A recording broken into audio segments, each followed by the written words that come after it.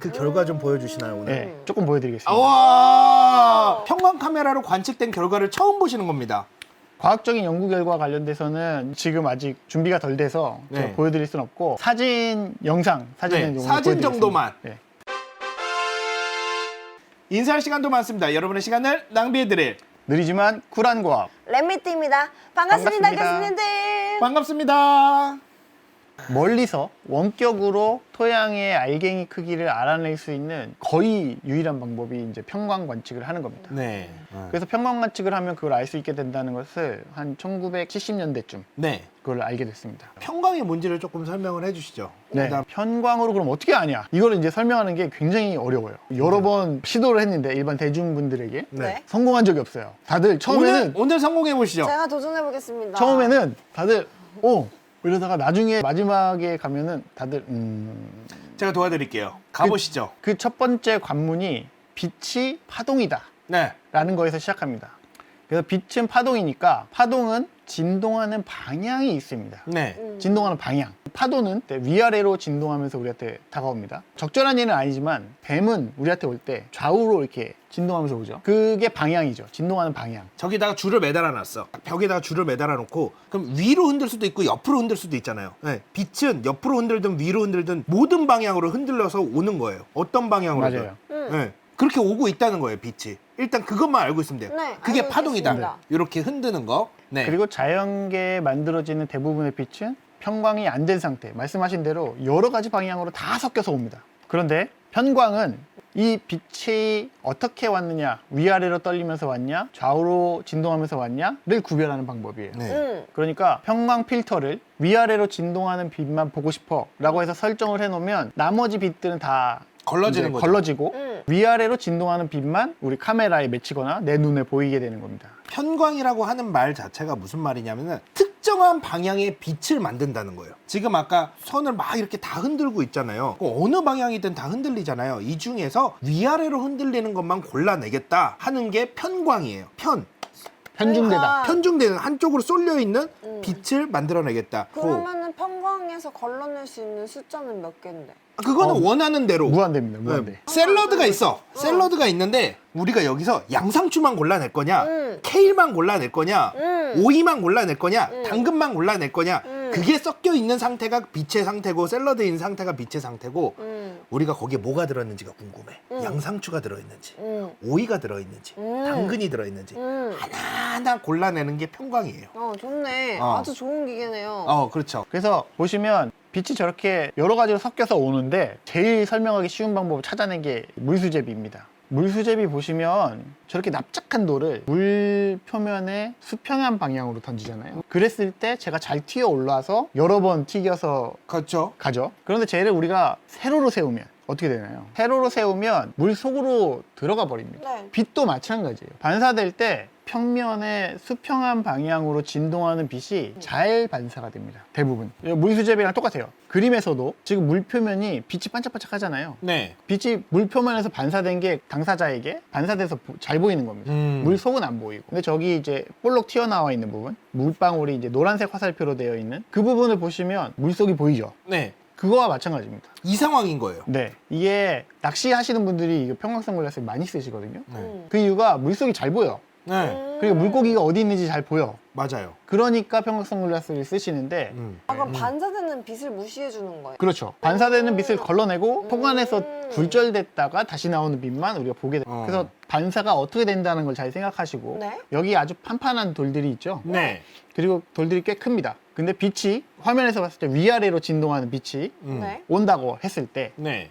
저 빤빤한 돌멩이에서 반사될 때 잘 될까요? 안 될까요? 위아래로 오는 거는 잘 되겠죠? 그죠? 네. 무슨 말이냐면은 이게 있잖아요. 이렇게 되는 빛이 나한테 반사가 잘 된답니다. 네. 네. 왜냐하면은 표면을 따라서 오니까 여기에 오는 빛이 표면에 따라서 그대로 다 반사가 되는 거고. 그러니까 수직으로 오는 애는 안쪽으로 들어가려고 하잖아요. 이 생각하면 안쪽으로 들어가려고 하다 보면 굴절됐을 때 상쇄 간섭이 일어납니다. 왜냐하면 나는 이렇게 들어가는데 들어가서 굴절되잖아요. 네. 굴절될 때 파동이 굴절된 만큼 서로 중첩이 돼서 아. 상쇄돼요. 그래서 반사 잘 안 돼. 이 부분 좀 어렵네. 그러니까 이렇게 들어가는 것들은 얘를 뚫고 들어가지 않죠. 표면을 따라서 가는 거잖아요. 그러니까 여기에 그냥 다 반사가 돼서 나한테 오는 거고 요렇게 들어가는 것들 있잖아요. 요렇게 오는 것들은 얘를 뚫고 들어가. 예를 들어 물이라고 표현을 해봐. 이렇게 들어갔다가 물에 들어가면 꺾이죠. 굴절돼서 꺾이잖아요. 꺾이고 다시 나오려고 그러면 또 꺾이죠. 그쵸. 근데 그 사이에 또 들어가는 빛이 있지. 그렇죠. 나오려는 빛하고 만나면서 없어지는 거야. 서로. 서로 없어지는 거야. 그러니까 안 보이는 거야. 그러니까 뿌옇게 보이는 거죠. 아까 사진 보시면은 오른쪽처럼 되는 거죠. 와. 그래서 진동하는 방향에 따라서 평광이 잘 일어난다. 그럼 얘는 어떨까요? 나한테 수평한 평면이 면이 적어요. 적어졌죠, 아까보다. 네. 그러니까 얘는 평광이 덜 됩니다. 그렇죠. 얘가 네. 난반사를 통해서 오는 애들이 더 많아지니까. 맞아요. 그렇게 되겠네요. 이러면 얘는 평광도가 더 낮고 네. 더 작은 입자들인데 이런 평광도가 더 낮아지는 거예요. 완전 난반사들이 일어나는 그렇죠. 거죠. 여기저기서 막 여기도 튀겼다가 저기도 튀겼다가 해서 나한테 도달하니까 결론은 점점 랜덤한 방향으로 오는 빛이 많아지는 거죠. 그렇겠네요. 그래서 평광도가 높은 애들은 입자 크기가 큰 애들이 많은 거예요. 이해했어. 그래서 이런 특성을 이용하면 달 표면의 알갱이 크기도 알 수 있겠다 생각해서 평광 관측을 하게 된 겁니다. 그렇죠. 실제로 달의 지형의 나이들과 이게 잘 매치가 된다는 것을 한 1970년대쯤에 알게 됐어요. 그래서 달 표면의 평균적인 입자 크기가 100마이크로미터라는 것을 평광 관측을 가지고 알아냈습니다.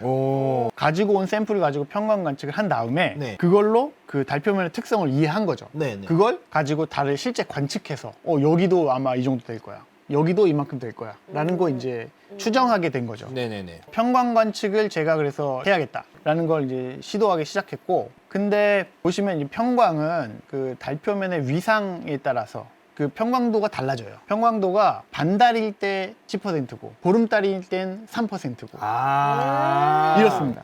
빛의 영향을 받게 네. 돼요. 그렇죠. 이게 이제 들어가는 빛이 어느 각도로 들어가느냐가 이제 평광을 주로 결정하기 때문에 위상각이 얼마냐가 굉장히 중요한데 네. 그 말은 뭐냐면 여러 각도에서 관측해야지만 얘가 어떤 특성을 가졌는지를 알 수 있게 돼요. 그 말은 오래 관측을 해야 된다. 그렇죠. 관측을 오래 하고 여러 번 해야 된다는 거예요. 그래서 제가 대학원 선생님 때 이걸 처음 할 때 처음에 한국에서 시작했어요. 네. 여름에 이제 관측을 하는데 장마니까 계속 안 되는 거예요. 몇 달을 제가 그걸 했는데 계속 구름 끼고 했더니 관측 하필 데이터가 여름에 시작하셨어요. 안 되고 그래서 너무 지지부진하고 답답하니까 네. 야 그럼 이거를 우리가 연구 과제를 만들어 가지고 해외로 가자.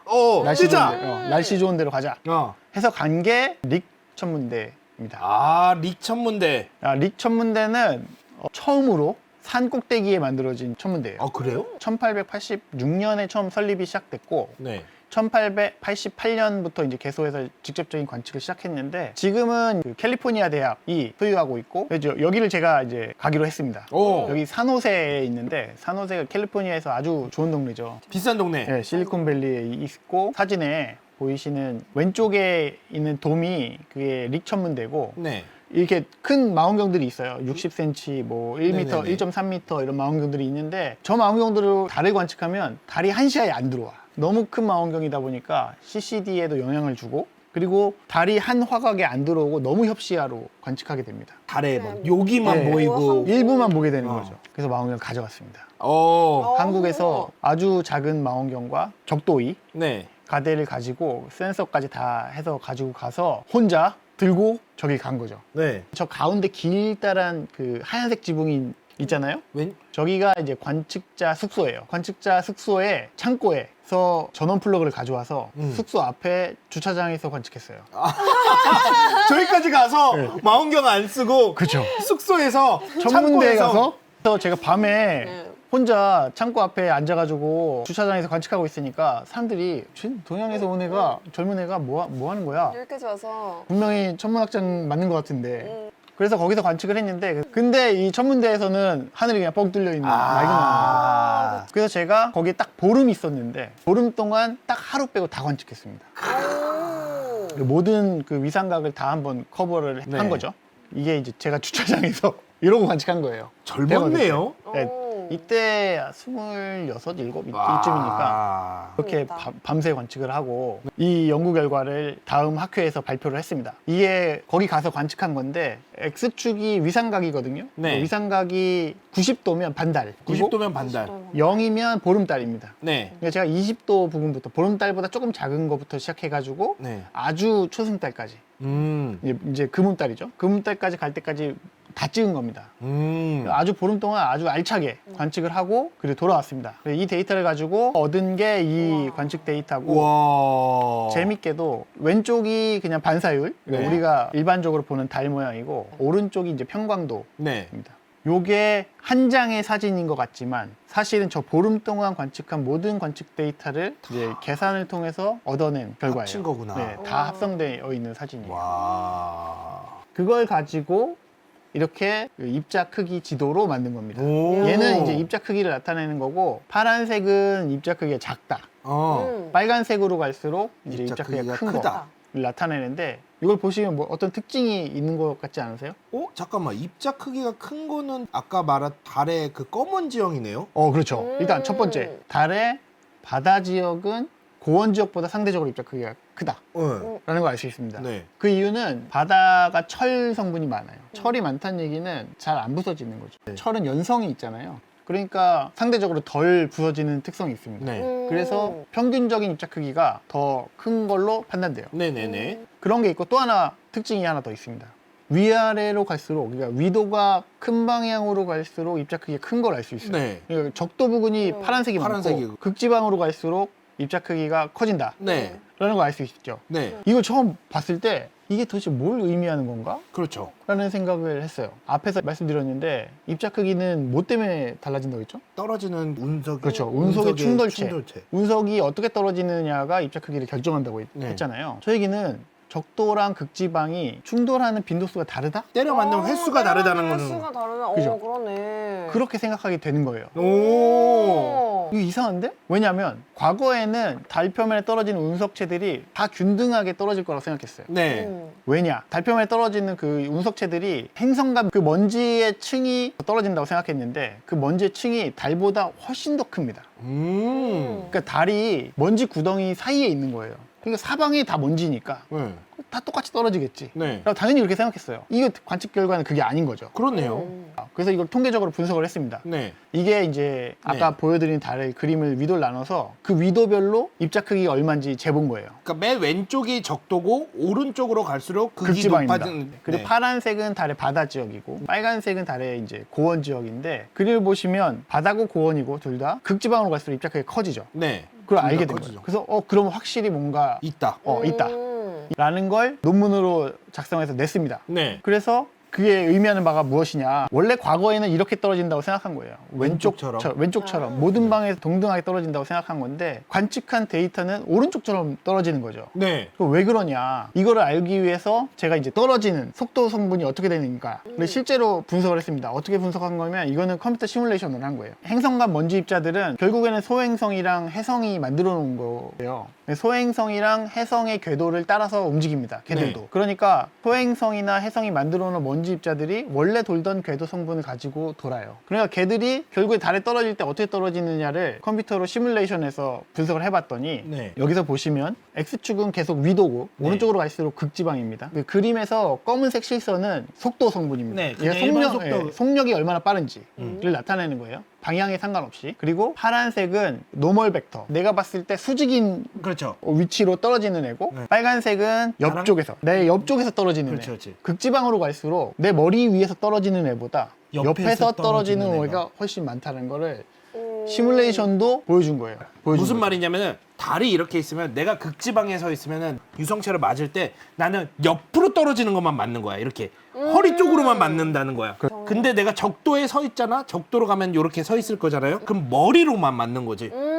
맞습니다. 그죠. 우리가 손전등을 이렇게 똑바로 놓고 밑으로 쏘이면 아주 좁은 영역에 그 손전등 밝기가 되는데 이렇게 기울이면 더 넓어지잖아요. 네네. 그리고 더 밝기가 어두워지고. 그렇죠. 그런 똑같은 겁니다. 어. 입자도 기울어져서 떨어지면 동일한 면적에 떨어지는 운석 개수가 떨어지는 거예요. 네. 숫자의 빈도수가. 네네네. 그렇다는 걸 알았는데 그럼 이게 왜 그러냐를 이제 또 분석을 했죠. 그렇죠. 그게 컴퓨터 시뮬레이션을 분석해 보니까 그 아까 먼지 입자를 만들어내는 애가 하나는 소행성이고 하나는 해성이라고 했잖아요. 네. 근데 소행성이랑 해성이 굉장히 다른 특성이 있어요. 소행성은 지구 근처에서 도는 애들은 지구랑 속도가 비슷합니다. 네. 그러니까 달이랑도 속도가 거의 비슷해요. 네. 그 상대 속도가 별로 안 빨라요. 근데 해성은 멀리서 와서 쌩 지구를 쌩 하고 지나가요. 그렇죠. 그래서 상대 속도가 굉장히 빠릅니다. 네. 그러니까 해성이 만들어 놓고 간 먼지 입자들은 일정한 속도 성분을 가지고 달을 통과해 버리는 거예요. 그러니까 먼지가 와서 달에 떨어지는 게 아니라 먼지가 지나가는 통로에 달이 지나가는 거예요. 그러니까 먼지는 지나가고 있는데 나는 이 속도로 막 달려가고 있는데 갑자기 달이 나타난 거예요. 그러니까 그냥 정면으로 부딪히는 거죠. 오. 위로 떨어지는 건 없고. 아, 그러네. 그 얘기는 달 표토의 입자 크기를 변화시키는데 주요한 역할을 하는 애가 해성이다. 소행성이 아니라 해성이다. 우와. 그런 걸 알게 됐습니다. 자, 정리를 해보면 관측소에 가서 관측소 망원경을 이용을 안 하고 창고에서 내가 관측을 한 결과를 분석을 해봤더니 입자 크기가 달라. 그래서 그거를 가지고 추론을 해봤더니 따지고 보니까 소행성의 영향보다는 거의 대다수가 해성의 영향이었다. 그렇죠. 행성간 먼지들이 어떻게 움직이는지 몰랐습니다, 여태까지. 소행성으로부터 만들어진다는 걸 알았지만 얘들이 어떤 운동 상태를 가지고 있는지를 잘 몰랐어요. 얘들이 그냥 랜덤하게 이 안에서는 움직이겠거니 네. 라고 그냥 생각했는데 그게 아니라 특정한 해성이었다. 방향을 가지고 운동하고 있더라 라는 걸 우리가 알게 된 거죠. 천문학적으로 이게 어떤 시각에서 바라봐야 되는지가 이제 달라지는 거죠. 그렇네요. 네. 우리가 고속도로를 120km로 달리고 있는데 앞차를 봤을 때 앞차는 어떻게 보면은 이 거리가 항상 유지되잖아요. 따지고 보면은 거의 같이 움직이는 거잖아요. 안 빨라 보이잖아. 둘 다 120km로 움직이고 있으니까. 근데 반대편 차선에서 오는 차는 겁나 빨라 보이잖아요. 그래서 예를 들어서 추돌 사고가 나는 거냐, 충돌 사고가 나는 거냐라고 봤을 때 충돌 사고가 났을 때 임팩트가 더 큰 거죠. 지금 그 현상을 발견을 해낸 거예요. 그동안은 어떻게 알고 있었냐면은 그냥 엉켜서 아무렇게나 다 사고가 나는 거라고 생각을 했는데 알고 보니까 고속도로가 있었던 거고 저쪽에서 오는 충돌 사고가 추돌 사고보다 훨씬 더 큰 역할을 했다라는 거를 박사님이 알아내신 거죠. 이건 그래서 제가 이걸 가지고 우주과학회에 가서 발표를 했습니다. 네. 발표가 끝나고 나니까 이제 천문연구원에 계신 최영준 박사님과 김명준 박사님이 발표 끝났는데 저한테 딱 오시더니만 저렇게 얘기하신 거예요. 너 달할래? 너 재밌다. 달 탐사 할까? 네. 이렇게 하신 거예요. 그래서 그때부터 달 탐사를 우리가 꿈꿨습니다. 아. 이게 2012년 10월 달인데 네. 그때 다누리가 2016년에 달 탐사 사업이 시작됐거든요. 네. 그러니까 그 이전부터 우리가 달 탐사를 준비하자 해서 만들어진 게 평광 카메라, 다누리에 달려있는. 그래서 그 얘기를 듣고 어버버버 하고 있다 보니까 제가 이러고 있더라고요. 네, 만들고 있어. 예, 이게 평광 카메라를 이제 만들고 있는 건데 저기 이제 클린룸에서 카메라를 조립하고 있는 겁니다. 네. 그래서 그 결과가 이제 다누리에 탑재된 광시야 평광 카메라까지 이제 이루어졌습니다. 여러- 빨간색으로 표시된 게 천문연에서 개발한 평광 카메라입니다. 그 개발의 주인공이 지금 여기 나와 계신 거예요. 전 세계에서 최초로 달을 평광으로 관측하겠다고 만들어낸 평광 카메라의 주인공이 지금 오늘 나와 계신 겁니다. 다누리호가 전 세계에서 주목을 받고 있는 이유 중에 하나가 바로 이 평광 카메라예요. 행성과학 하시는 분들이 관심이 많아요. 우리 네. 이게 이제 처음 나오는 형태의 데이터이다 보니까 다들 관심이 많고 지금도 굉장히 많은 분들이 자료 언제 공유해 줄 거냐 계속 물어보고 있어요. 관측했죠? 지금 관측한 네, 걸로. 관측하고 있고 계속 지금 진행을 하고 있습니다. 그 결과 좀 보여주시나요 오늘? 네, 조금 보여드리겠습니다. 와, 평광 카메라로 관측된 결과를 처음 보시는 겁니다. 과학적인 연구 결과 관련돼서는 지금 아직 준비가 덜 돼서 제가 네. 보여드릴 수는 없고 사진, 영상, 사진은 네, 오늘 사진 보여드리겠습니다. 정도만. 네. 이게 이야, 이건가요? 광시야 평광 카메라로 찍은 사진 중에 일부입니다. 와. 보시면 이게 라이나 감마라고 하는 그 지역인데 네. 제가 굉장히 좋아하는 지역이에요. 보시면 어두운 면은 그냥 바다고 크레이터, 작은 크레이터들이 여러 개 막 놓여 있죠. 네. 근데 저기에 가운데 이렇게 희끄무리한 애가 그림 그린 것처럼 이렇게 돼 있어요. 네. 쟤는 산도 아니고 그냥 평평합니다. 근데 왜 저기는 색깔이 저렇게 다르죠? 그러죠? 네. 굉장히 특이해요. 네. 그러면 성분이 다른가? 그렇죠. 처음 생각할 수 있는 건 그거죠. 근데 그게 아니에요. 오? 성분이 똑같아요. 뭐지? 그래서 이게 왜 이러냐에 대해서 많은 분들이 이제 연구를 했는데 네. 아직도 그 이유를 몰라요. 근데 이제 유력한 데이터 중에 하나가 여기에 보면 등고선이 있죠. 네. 등고선이 나타내는 게 뭐냐면 자기장의 색입니다. 오. 요런 지형들이 달에 몇 군데 있는데 요런 지형이 나타나는 데는 다 자기장이 있는 거예요. 아 진짜? 네. 그래서 이게 자기장이랑 뭔가 관련이 있다. 오 그렇네요.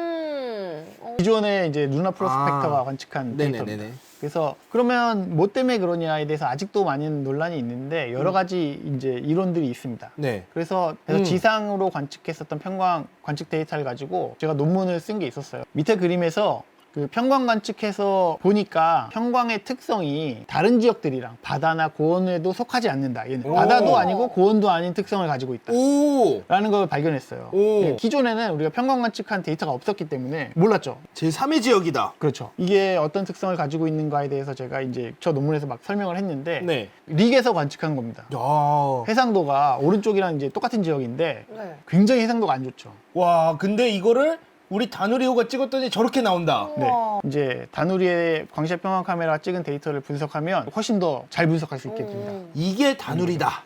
마치 이 라떼아트 같은 그렇죠. 느낌이죠. 라떼아트 같은 느낌이 네. 들죠. 그래서 제가 굉장히 좋아하는 지역입니다. 오. 저도 좋아하게 됐습니다.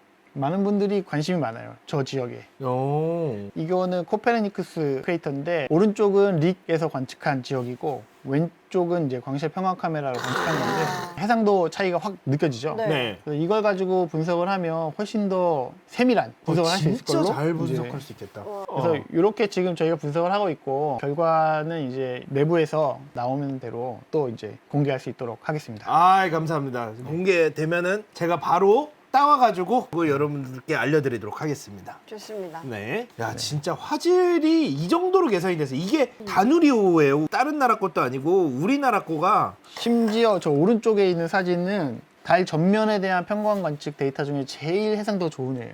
제가 제일 좋았는데 제가 제일 좋은 애였어요. 그러니까 저만큼 높아진 거죠.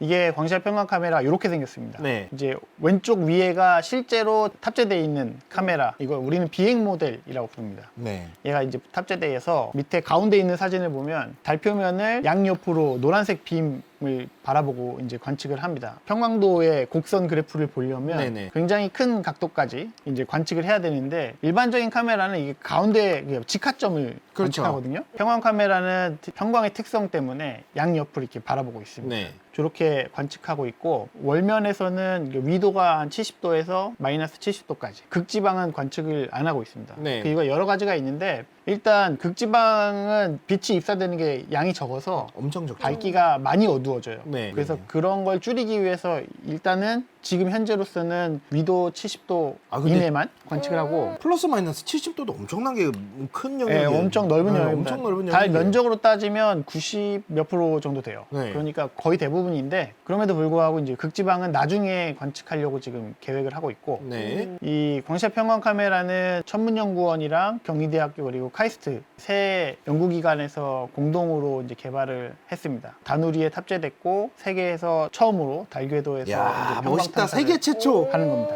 야, 세계 최초의 평광 카메라를 만드신 분이 여기 나와 계십니다, 지금. 멋지다. 관측이 이제 보시면 해상도가 한 81m 해상도를 우리가 목표로 했는데 네. 현재는 40m 정도 해상도로 관측을 하고 있어요. 훨씬 좋네요. 네, 지금 배 이상이 나오네요. 원래 저희 계획은 중요한 지역들만 고해상도로 찍자.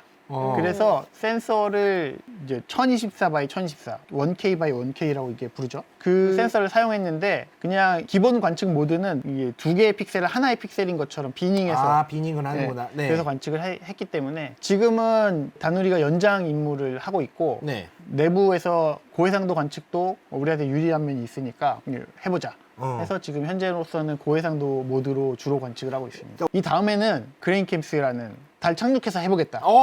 라는 걸 계획해서 지금 진행을 하고 있고 개발 중에 있습니다. 보시면 두 개의 카메라로 이렇게 구성되어 있고 얘는 달 표면에 착륙한 다음에 착륙 로버에 탑재된 카메라입니다. 로버가 이제 돌아다니면서 찍는 거예요. 그래서 얘가 이렇게 생겼고 아르테미스 프로젝트 안에 있는 클립스 라고 부르는 프로젝트에서 수행하고 있습니다. 미국 나사랑 같이 협력을 하고 있고 여러 가지- 아르테미스 플랜 안에는 굉장히 많은 서브 그렇죠. 프로젝트들이 있는데 그 중에 하나가 이제 클립스인데 클립스는 그러니까 민간 기업이 달 착륙선을 보내는 겁니다. 그리고 과학자들은 그 착륙선에 그 탑재 기기만 제공하면 민간 기업이 가서 실어주겠다. 착륙시켜 주는 겁니다. 배달시켜주겠다. 저기에 이제 인티니티브 머신스나 스페이스X나 이런 기업들이 다 포함이 되어 있고, 우리가 이제 26년쯤에 저거를 발사하려고 지금 준비하고 있습니다. 와, 다누리호로 26년까지는 일단 돌면서 찍고 그 다음에는 가서 표면에서 움직이면서 찍고 와, 멋있네요. 우리가 알티메스 프로젝트 안에서 굉장히 많은 일들을 하고 있고, 천문연이 국제적인 흐름에 부응하기 위해서 많은 노력을 하고 있습니다. 아, 그 중에 또 핵심적인 역할을 하고 계십니다, 정민섭 박사님께서. 아니, 연구원 분들이 다 그렇죠. 네.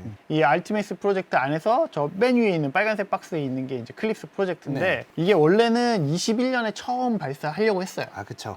이게 미뤄지고 해서 지금 이제 내년에 발사가 있을 걸로 네. 생각되고, 거기에 한국에서 만든 탑재체가 처음으로 달 표면에 도달하는 게 내년이 될 걸로. 네. 그리고 그레인캠스는 두 개의 카메라가 있는데, 네. 하나는 이제 서프캠이라고 해서 표토를 현미경으로 보는 겁니다. 표토가 이렇게 생겼을 걸로 추정하고 있어요. 달 표면은 굉장히 고온 입자들이 성길게 밀도가 낮은 상태로 있다고 했잖아요. 네. 그 이유가 중력이 약하고, 그리고 애들이 정기적으로 이제 하전돼 있습니다. 그러니까 입자들이 서로 달라붙어 있는 게 중력이 약하더라도 서로 잘 달라붙어 있는 거예요. 정전기 때문에. 정전기 때문에. 그래서 지상에서는 저런 모양을 만들 수가 없잖아요. 중력이 세니까 그냥 떨어져 버리는데, 그 아주 약한 전자기력으로도 붙어 있는 거예요. 여러분 약간 무슨 느낌이냐면 돌탑 쐈는데 우리는 진짜 잘 쏴야 되잖아요. 돌탑이 정전기로 붙어 있는 상황인 거지. 대충 던져도 자석처럼 딱 가서 붙는 거지. 그래서 저거를 관측하는 게 목표인데, 서프캠은 곤충 눈 카메라입니다. 라이트 곤충 필드 눈? 카메라인데 그런 컨셉이에요. 곤충의 오. 눈을 이용해서 3차원으로 봐요.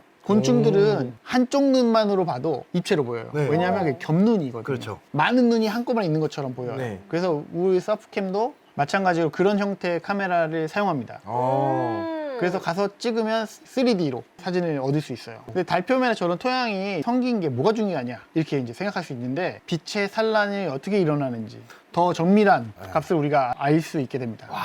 기대가 됩니다. 너무 재밌을 것 같은데요. 그리고 두 번째 카메라가 이제 저희가 레비테이팅 더스트 카메라라고 해서 레브캠이라고 부릅니다. 부유먼지를 관측하겠다라는 건데, 달 표면에 공기가 없잖아요. 네. 먼지가 공중에 떠다니지 않을 거라고 생각했어요. 당연히 공기가 있어야 떠다니지. 그렇죠, 그렇죠. 아폴로 임무에서 월면차 지나가는 거 보면 바퀴에서 생긴 먼지들이 그냥 직선으로 쭉 날아가서 그냥 떨어집니다. 떨어지죠. 그러니까 먼지가 없을 거라 당연히 생각했는데, 아폴로 유인 탐사 갔었던 우주인들이 가서 보니까 저 해가 뜨는 지평선에 먼지가 있는 것 같아. 그래서 이제 서베이어호가 달에 착륙한 다음에 실제로 카메라들을 쭉 찍어봤더니, 저때까지 우주인이 달 표면에 있을 수는 없어요. 그렇죠. 왜냐면 위험하니까. 달의 밤은 굉장히 혹독하게 춥거든요. 네. 이 서베이어는 다 무인 탐사 로봇 그 착륙선들인데, 거기서 찍은 영상들을 보면 저렇게 월면이 뿌옇게 있는 걸 알게 됐습니다. 네네네. 근데 먼지가 있다. 근데 먼지가 왜 있냐? 이런 것들을 우리가 조사하기 위해서 이제 부유먼지 카메라를 이제 보냅니다. 아, 레브캠을 보내는군요. 네, 저것도 레브캠. 우리나라 거죠. 천문연에서 지금 개발하고 있습니다. 많은 걸 하고 있다, 천문연. 대단합니다.